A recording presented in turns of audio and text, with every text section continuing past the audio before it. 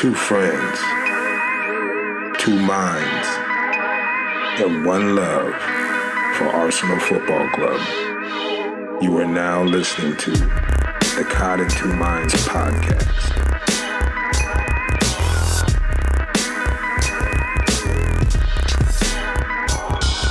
Hey!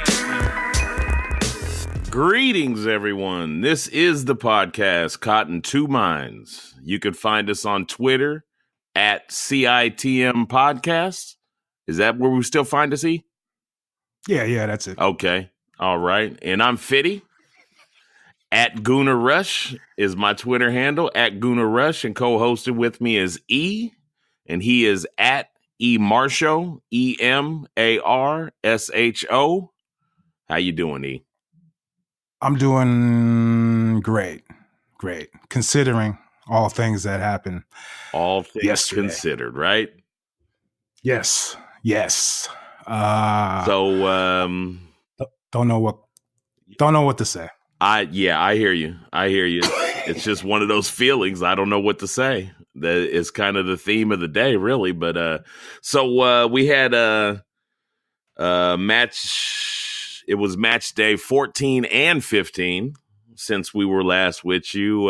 During the midweek game, we had an Arsenal smashing. It's one of those games where I had to tape it, it was on Gold online.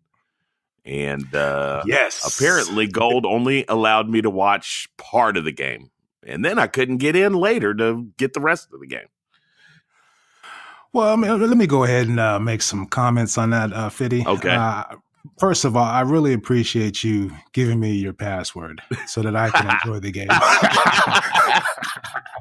I appreciate you, taking one for the team and spending all that money so that I can enjoy it. The game as a whole was tremendous, especially the second half. We went 5-0 goals. We scored 4 goals in the second half, 2 by Giroud, 1 by Sanchez, and 1 by Ozil. And they all came in a hurry, right? I guess towards the end of the game? Yeah, Giroud's was, Giroud scored 1 to make it 2-0 at the 68th minute. Oh. Then Sanchez scored to make it 3-0 at the 69th minute.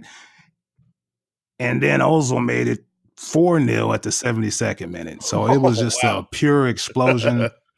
It was, everybody was playing fantastic. We were, just free flowing, excellent attacking football.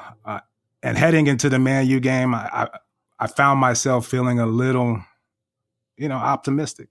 I like the choice of words. I do.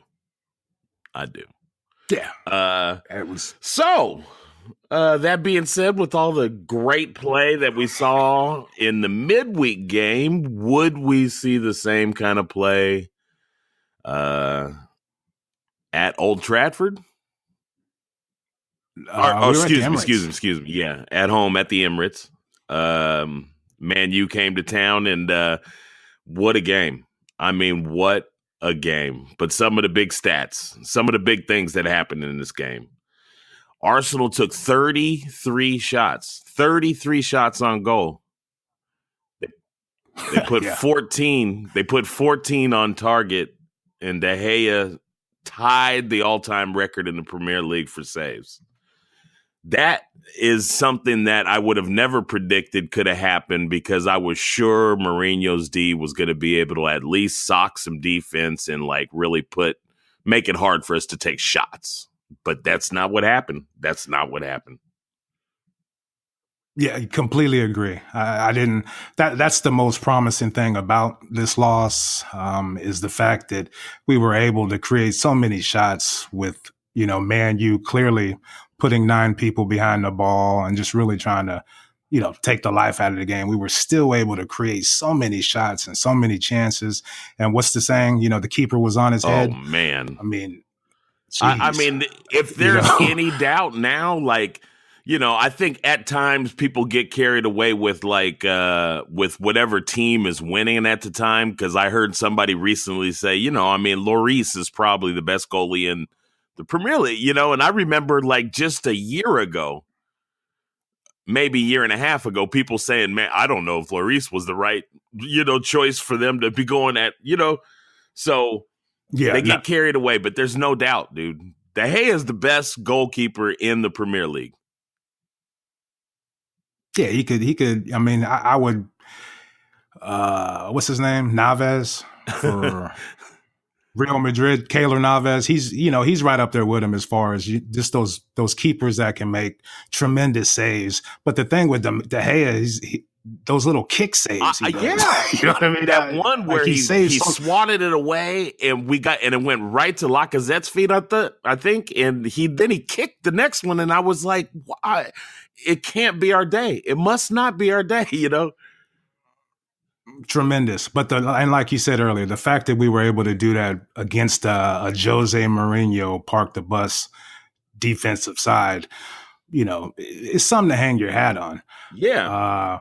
You know, going back to the midweek game, we had 21 shots, 7 on target, and we scored 5 goals. There you go. You know what I mean? So, you know, it just wasn't our day.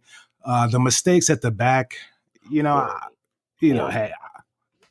horrible, but it happens all the time. You know what I mean? So I don't understand, the outrage. I mean, you know, that's how we go into these big games. You know, we'll make a few key mistakes and it'll cost us. We'll rue our missed chances. But the only thing that I'm really, I just can't believe we fought so hard to stay in the game and we kept fighting. And, that's something that, this team under Wenger really hasn't done. Yeah. So, I commend them for that. They kept fighting and it just wasn't our day. If we get half those chances to score, we're laughing and singing. Right.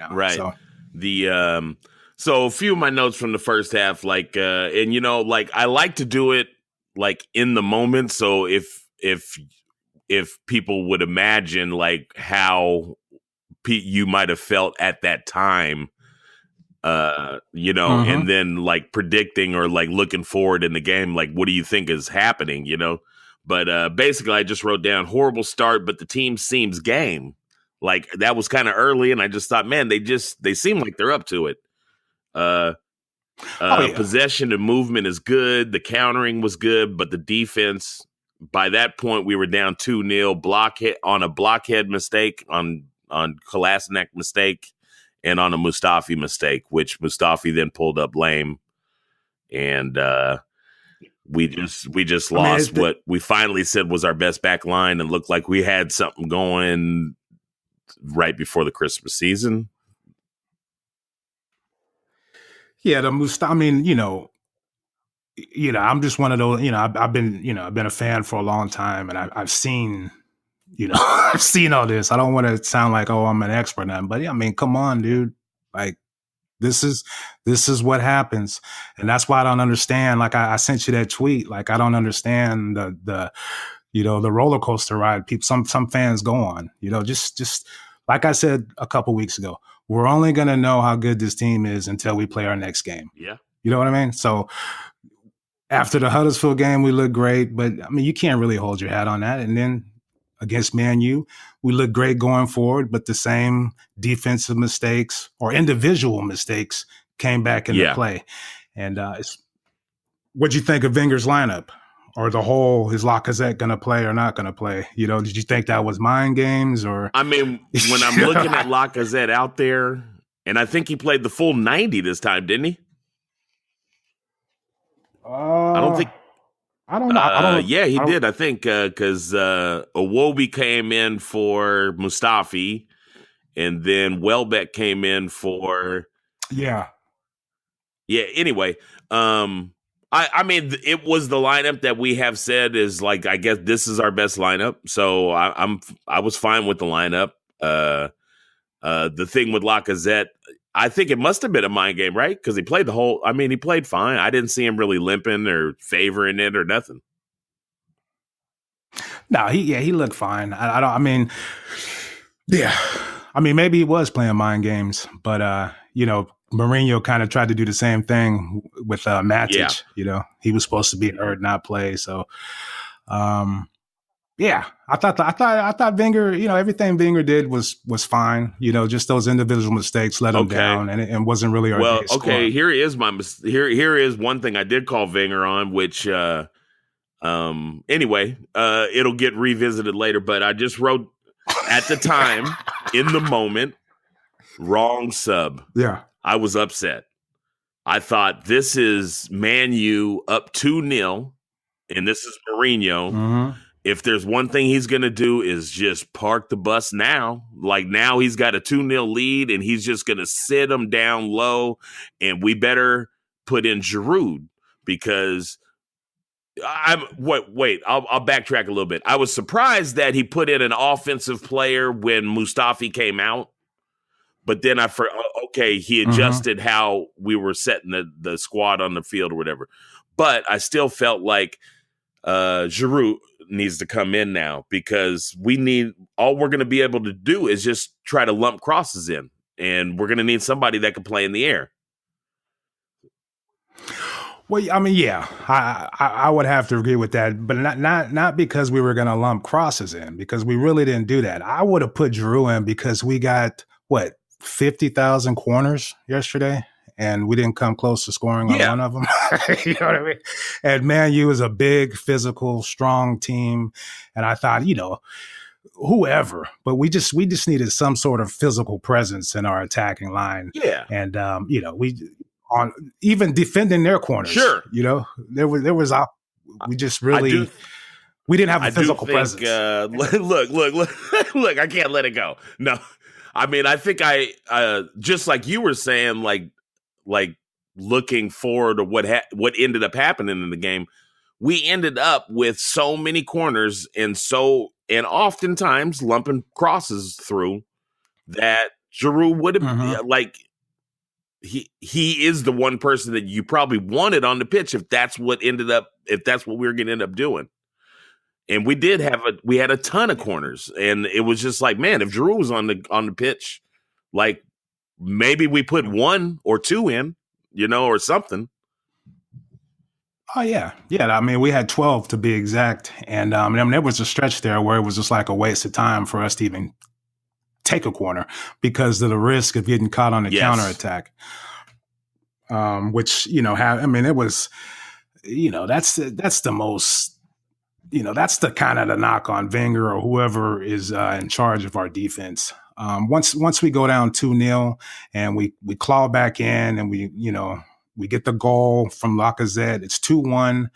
Instead of just really trying to go for that to get the win, I thought we should have held it back, regrouped, reshaped, because they were never going to try to build possession. Yeah. You know what I mean? To mount an attack. All they were going to try to do was let us have the ball, opening. Let us keep bringing people forward, let Ramsey keep making his runs, get out of position. As soon as they get the ball, attack us. And it was just too easy. If we're trying to compete for a title, it was just too easy. And that's something that's been going on and on, but I just wish we had the wherewithal to just take it easy once it's 2-1, try to nick a goal, get a draw, and get out of there. That's not the way we play. I can honestly say, like, when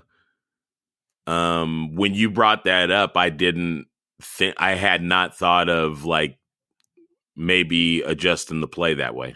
It wasn't in my mind. I didn't really think of it that way. I think it's legitimate, like what you're saying. Well, let me just put it. Let me put it to you like this: the third goal killed us. It sure did. That killed the game. And the way they scored it was on a counter. They barely had people going forward. They attacked us with three players basically going against our defense, and we're just running around trying to stop shit. It's that's my point. I get it. Now here's my point.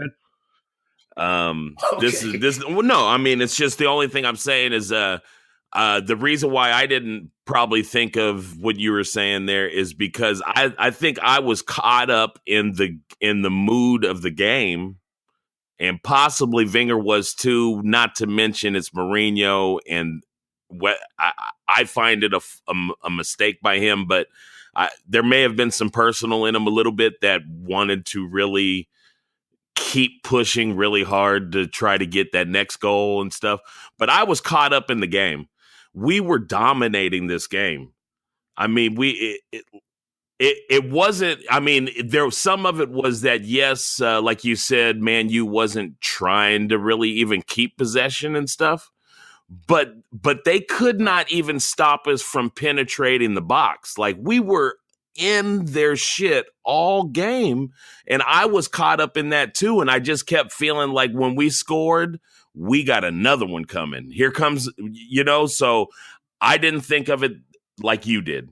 And that's just the only difference. But I'll just tell you, like, maybe that's why Wenger didn't either. But I don't know if that's an excuse or if that's legitimate or what. That's probably, getting caught up in the game.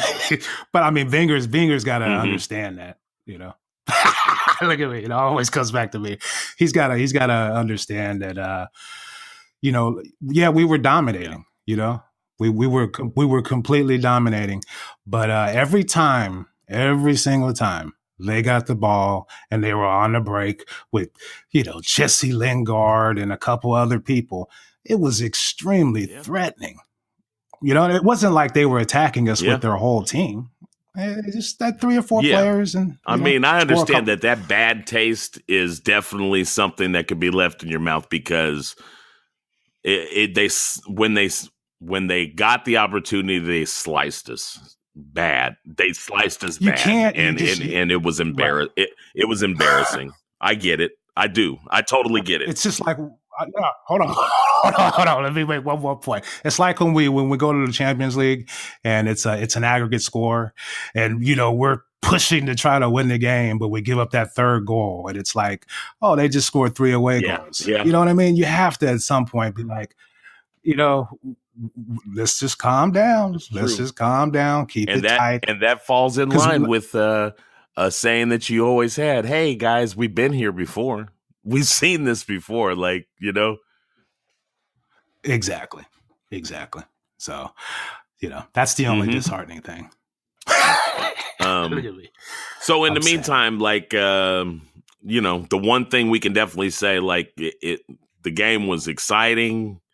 It was, it was unlike any game. Like, exciting games are exciting games, but I mean, for a team to lose 3-1 in a game and just be all over the place, not to mention Pogba goes out with a red card, and now we have advantage. But, I mean, you just felt like, okay, we could definitely get at least one. Let's make it 3-2 now, because with 11 on the pitch, we were slicing them up. Pogba's gone, and he was one of the only few guys that was defensively kind of like stopping shit for them.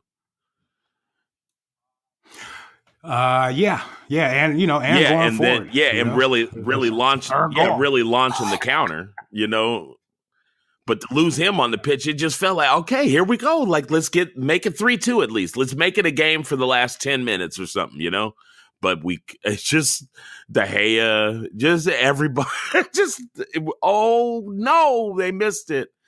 De Gea and the refs, as far as at least 2 penalties missed, as far as I'm concerned, especially the one on Welbeck. Yep. That would have really made them kind of shit the bed, because they would have, they had pretty much stopped, trying to attack at all at that point. So. Well, I think that probably would have left about 12 minutes, left or something like that. Plus we had 5 minutes stoppage time, but we make that 3-2 right there. And if they go into, we're just going to try to like keep the ball and play keep away. Like, we were already pressing them so hard, man. Like, I mean, I think we could have got another one, it's just, damn it. But anyway, hats off to De Gea. Whatever, dude. You're a fucking great goalie. Like, you pissed me off, but you're a great goalie. So. Oh yeah. He's quality. He's them kick saves, boy. Woo. So and the only thing I can, clearly a red card on Pogba. Oh yeah. Clearly. for him to complain and act like that when he's getting sent off is just pitiful. I know, because like seriously, like just the play alone, I can, if he was like, I wasn't trying to do that, but it happened and blah, blah, blah. But then like to be clapping and acting like I'm a fucking star and like I'm happy I did it, like fuck you, dude. Right. Well, I mean, to act like it was an outrageous call and oh gosh, I'm gonna walk off now. Just that just says everything. Yeah. So second half, some of the day I just I was at one point caught up. Like I said, I was like the team is on fire. So many chances, like. But then I actually backtracked a little bit and was like, you know what, Iwobi was proving me wrong. I said. We should have had Giroud in, but Iwobi, I thought, played a very good game. He pushed, I mean, he just pushed with the offense. I mean, he had some mistakes, and he falls in that category, what I call Wenger. Wenger's judgment of talent is that he could find like the best players in the world that can't shoot. That like they don't have any finishing ability. They're great with the ball at their feet and they're the 1-2 bing bing bing, but they can't finish. Nobody can finish. No, there's only a few people that can. When you're playing against Man U.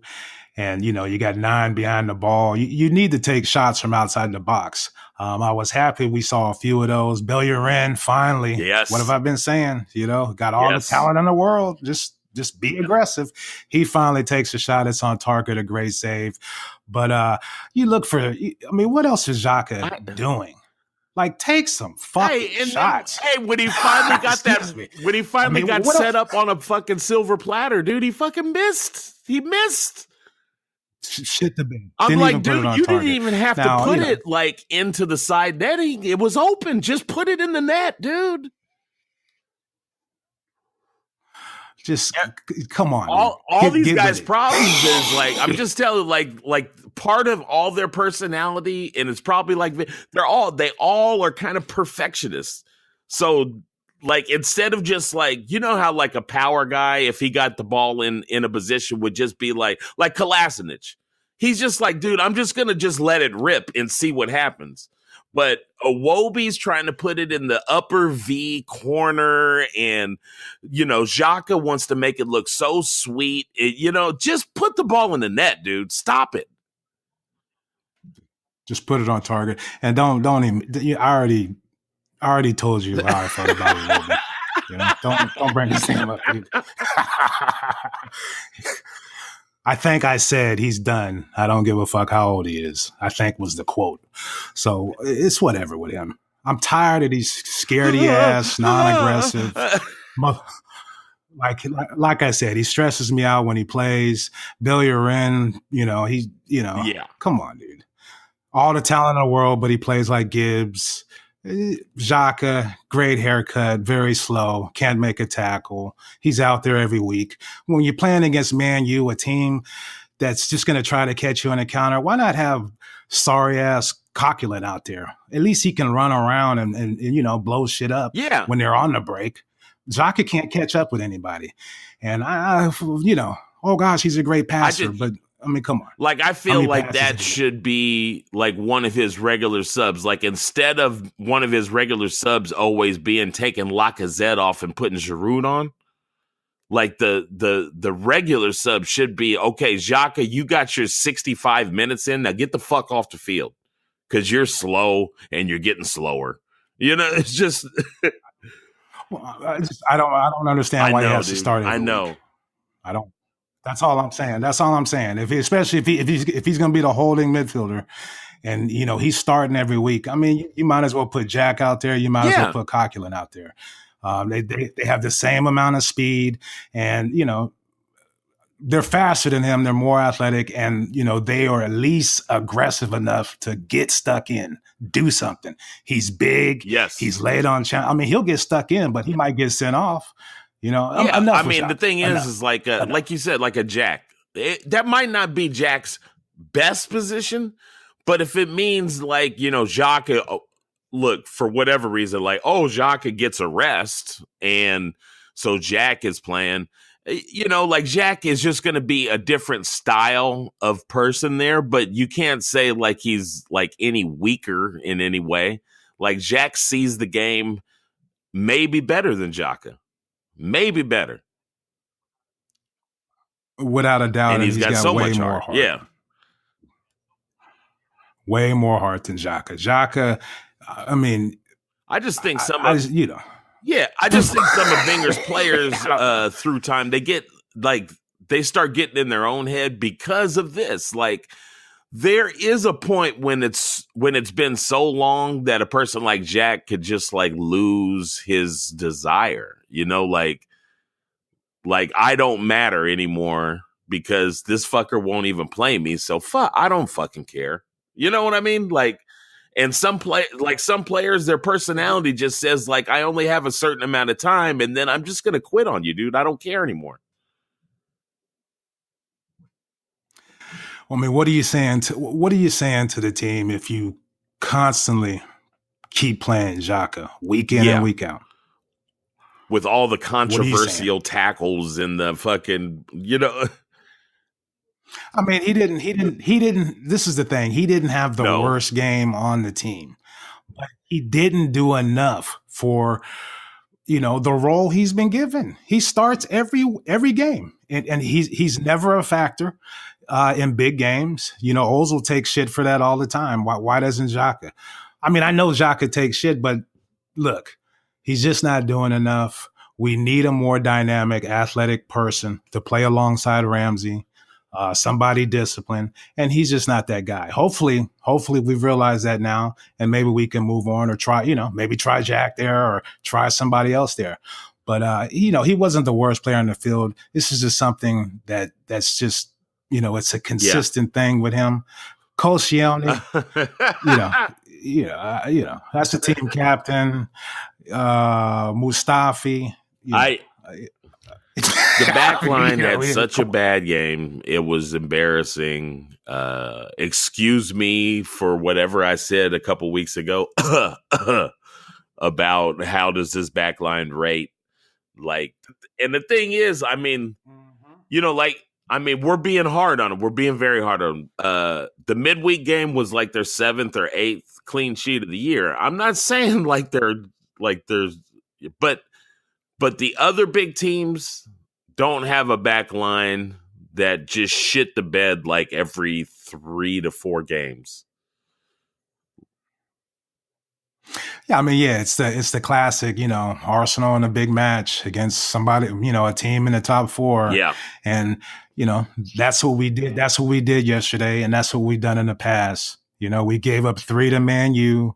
We've given up 3 to City. Man City, or we've given up 4 to Liverpool. That's 10 goals against those 3, and those are the teams that we're competing with. We drew against Chelsea, kept a clean sheet, and we beat Tottenham.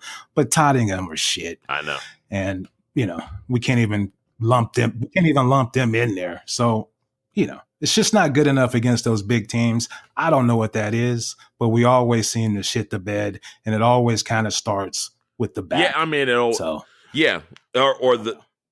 the back / defensive mids. The back / Xhaka. And the whole thing is like, I mean, and even Ramsey gets a pass because of how much he's like involved with the offense.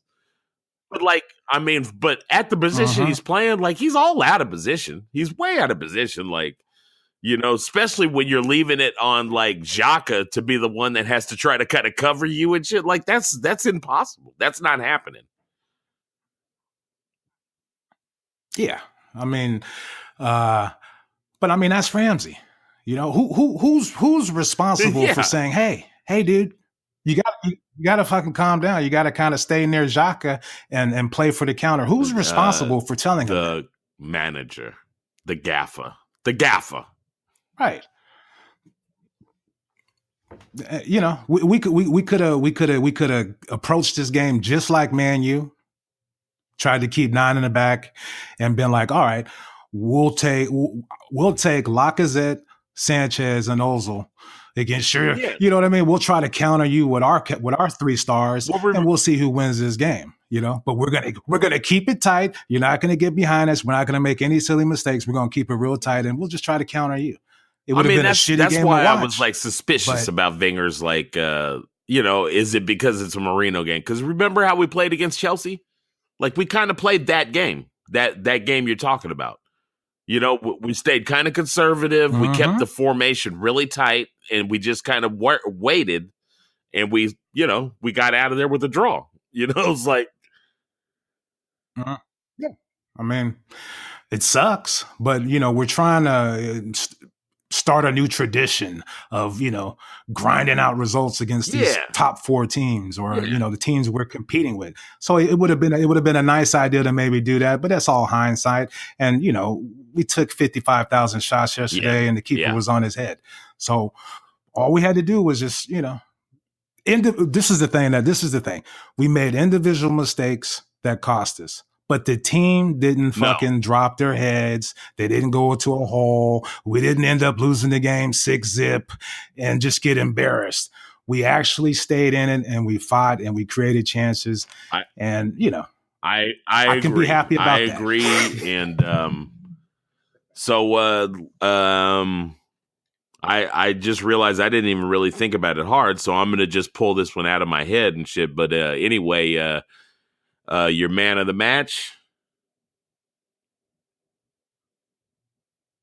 Wow, my man of the match would have to be. I liked Ozil yesterday. I thought he played good.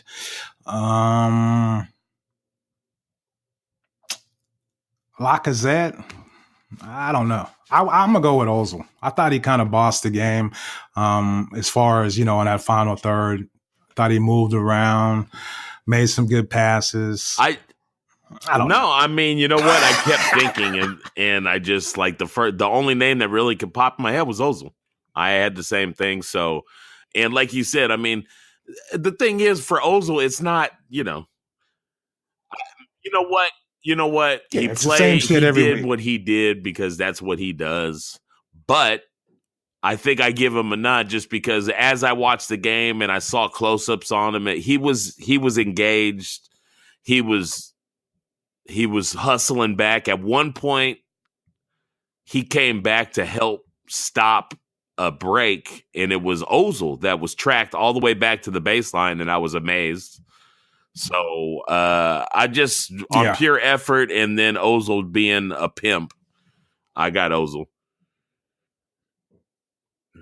Yeah, I mean, Ramsey's energy is incredible. You know, I mean, you watch that motherfucker run around the field, and you're just like, geez, look at that guy. He doesn't stop. It's a trip. Like he is down. Like if you don't stop running, you're actually not that slow. Because everybody has to stop sometime, but he like in his little regular pace, he just doesn't stop. I just for one day, I just wish like Ramsey could just play as a long striker. For one day, we all get everybody the fuck out of there. We all know this dream. Yeah, I know, dude. That's my dream. The thing is, he could do it. Like the thing is like that's the one place that you could put him where he could be Hollywood Ramsey if he wanted to. You know, like he could just be like, "All right, well, watch, dude. I'm showing you everything today." Well, here's the ironic thing. The reason why I would like to have him play as a striker, because I think he's so twisted with his positioning that he would spend a lot more time trying to defend and shit than he would even trying to score goals. So he would be helping. Like maybe put him more in like that false 9 position, like you know, where we don't run a real striker. Yeah, just somewhere. You just kind of like. Yeah. Give it to Ramsey with like Jack and Ozil right behind him and just watch him go to town. And grade for Wenger. What do you got? I give Wenger. I give him a B. You know, the only thing he kind of did wrong to me was, he didn't kind of stand up and tell the team to calm down after 2-1. You know, regroup defensively. But I thought the lineups was great. I thought the going forward, we were wonderful. That's what he's known for. We created enough chances to win the game. Should have won the game. So, I mean, he really didn't do anything wrong. Now, if the team, we go down and the team shits the bed and we end up losing 6-zip, then it's all his fault. But, I could accept that. I wouldn't be minus. Basically, I can't let go of the fact that I think his fucking hate from Mourinho affected some of kind of his tactics that day. Not saying that the tactics were wrong. We took a ton of shots, but like you said, maybe I'm starting to fall in line a little bit more with what you were talking about. Like after getting that goal, it's time to kind of take a look at the game and decide, like, how do you want to play now?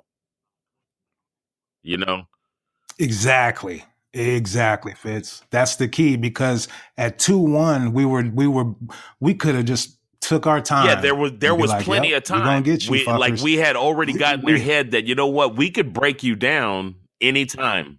Exactly. But let's regroup.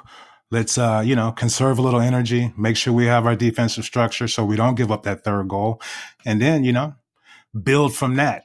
But from the moment we went down, it was just attack, go, and at some point, you got to have a little composure. That also brings me back to something you were talking about, because the good teams, like you said, a lot of times, Liverpool, that's what they do, but they counter on us. They wait and they counter. Now, I do want to make the point. I think Arsenal's counter was devastating yesterday. It's really good, and De Gea made some saves to stop some of the shots, things like that or whatever. But like I was saying earlier, our guys don't finish at the same rate that the other top clubs guys do. When you look at Man City, Sané and Silva, who, by the way, scored in the 89th minute. I just looked. 89th minute game winner for Man City today. They won 2-1. Silvas and, all these little, Martial and all these guys, they put the balls away with the one or few chances they get. And our guys don't seem to have that same finishing ability. Well,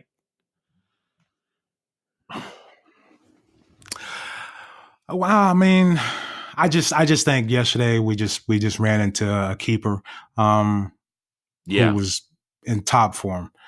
I mean, if you were able to see, I mean, the last few weeks of Arsenal attacking, going forward, has been some of the best shit I've seen in a while.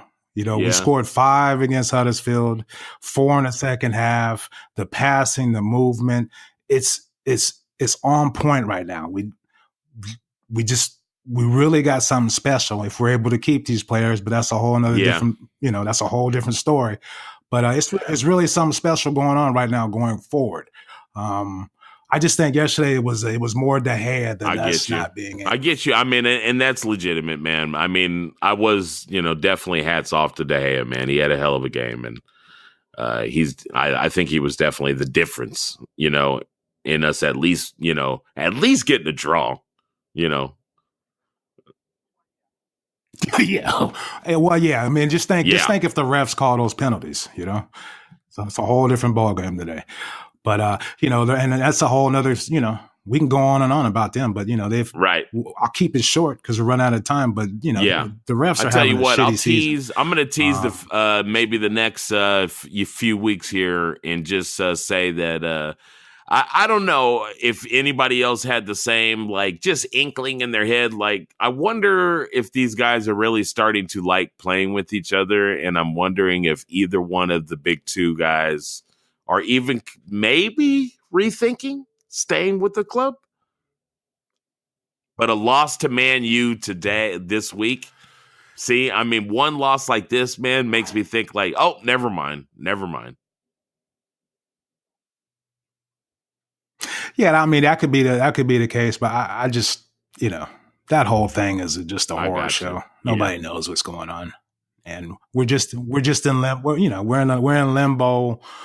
It's just, it all goes back to the fucking, you know, everybody's laughing at us because we don't really have our shit together in, you know, areas like that, and that's the sad part. I'm tired of fucking I'm tired of people giggling and shit about, you know, they can always bring that up. You're like, well, what are you gonna do when they leave? And I don't have anything to say.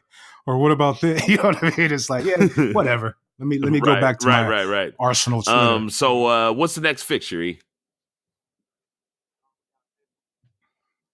We got a midweek Europa, which you know we play Bate, and then on Sunday early game, 6 a.m. Eastern, we play Southampton, and I think that is away, and that's that's one of our little bogey teams. I mean, the record might not show, but I think the last few fixtures they've played like kind of decent ball, you know. So anyway, hey, this is episode 60 today, number 60. And we've been doing this for a while. It's been a lot of fun. And our next podcast will be giving you one next Monday. We try to release them every Monday. We want to thank you all for tuning in to Cotton Two Minds. You can find us on iTunes and SoundCloud. Please subscribe and give us a rate and a review. E, is there anything you'd like to leave the listeners with? Tip your Uber drivers. Amen. This is America. Quit playing around. It's not right, folks. It's not right. Like they're giving you a service. You tip everybody else that gives you a service.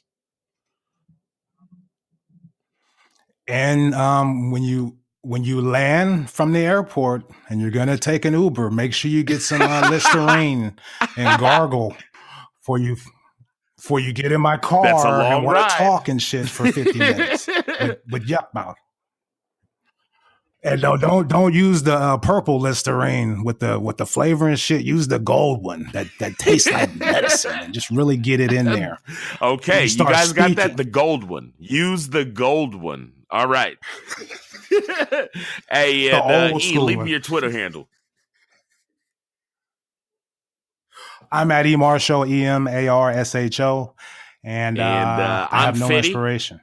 At Guna Rush on Twitter, and you can find the Cot in Two Minds, iTunes, SoundCloud. You can find us on Twitter, CITM Podcast. Just Google it, folks. Google it, okay?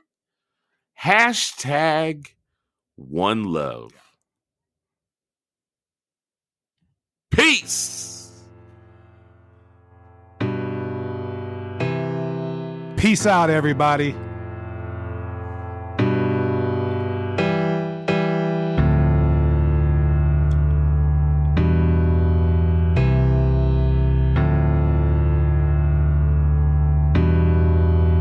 Thank you guys for tuning in to Cotton Two Minds.